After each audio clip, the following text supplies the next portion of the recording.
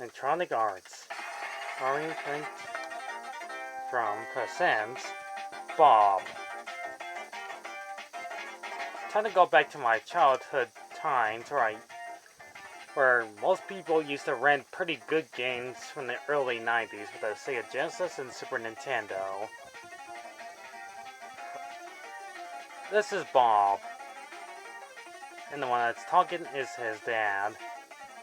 The one to screw up his vehicle when he was about to get a date. And he starts breaking the fourth wall. And ends up crashing into a random planet.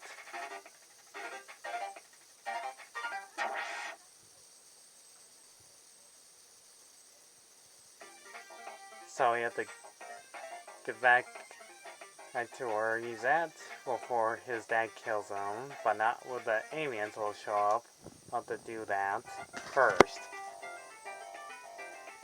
Okay, first of all, before we explain the rest of this game, the same company actually did Wayne's World for the Super Nintendo and Sega Genesis, which this game is also all done by the same company that did this one for both Sega Genesis and Super Nintendo. This game is kind of a mix of Metroid meets Block, and Bob is known to not have his own franchise of good games. Heck, I did a drawing of Bob facing a new evil alien, and I called it Bob 2 because there's never been a Bob 2 game. And he's a weird looking ant or roach bug thing robot, and his weapon is a weapon that's kind of like Contra. It can have his paws and select different weapons to blast your enemies. If it's too close, he can use his fist. Use the ability to fly, or use a flash to freeze enemies, or ones that'll make them spring into action. This game doesn't get that much reviews since the early 2010s, but since we're in 2020 now, this game deserves to be remastered, or being fully 2D hand-drawn or 3D animation.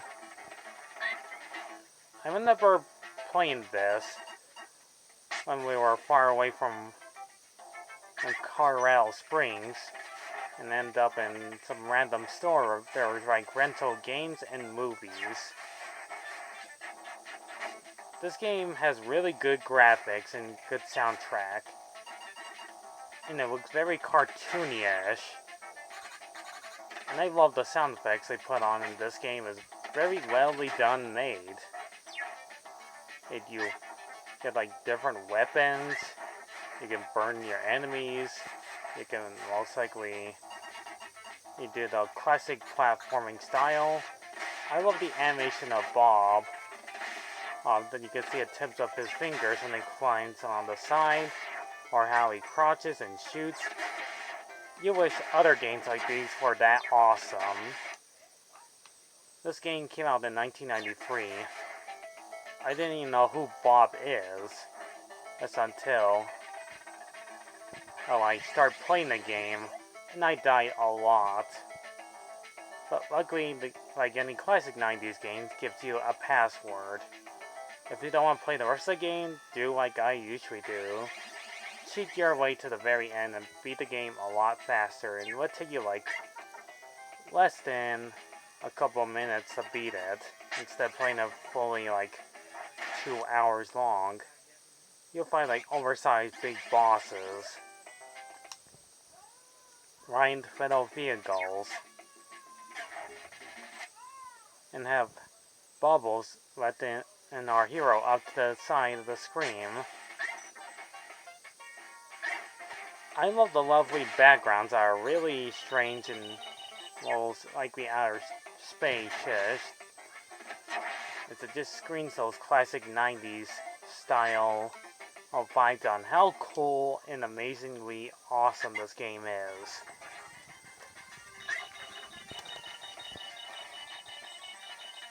I'm the only living being that hasn't played this game in 20 years now. I probably played this game in probably 1998 or 1999.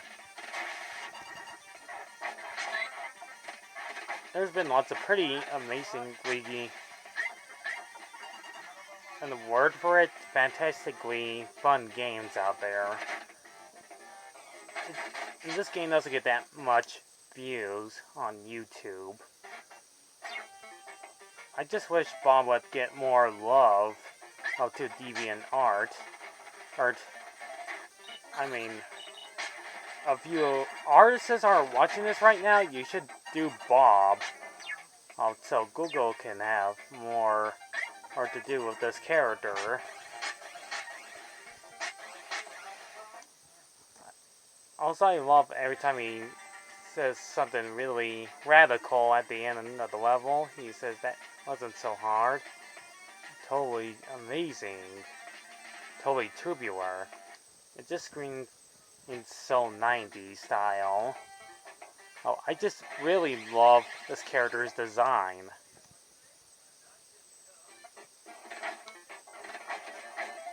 And to spoil this video right away, time to show you the ending, since YouTube doesn't show much of the ending. So here's the final boss, and boy is he ugly. There's just not much else to say about Bob. And both of these games play exactly the same on Super Nintendo and Sega Genesis. Sure, he's not an Earthworm Jim, but he does have a pretty cool blaster weapon. And I just wish they would put Bob in the Sega Genesis collection on how amazingly cool he is. It's kind of a shame that our favorite character from the 90s is stuck in them for a very long time and never gets his own hard series. Oh well, I guess it's the company of Arctic Arts, the same company I talked about that Immortal game. Seriously, look it up, it's pretty weird and awesome.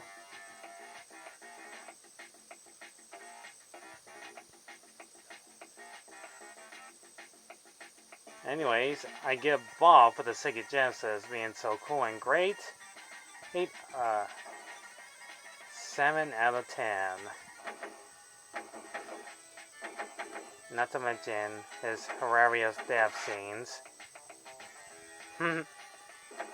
Alright, thank you for watching. I'll catch you guys when I talk about another forgotten 90s video game. And that deserves to have its own franchise. See you then, folks.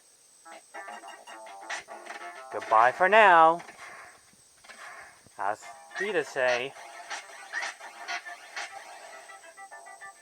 And have a wonderful time.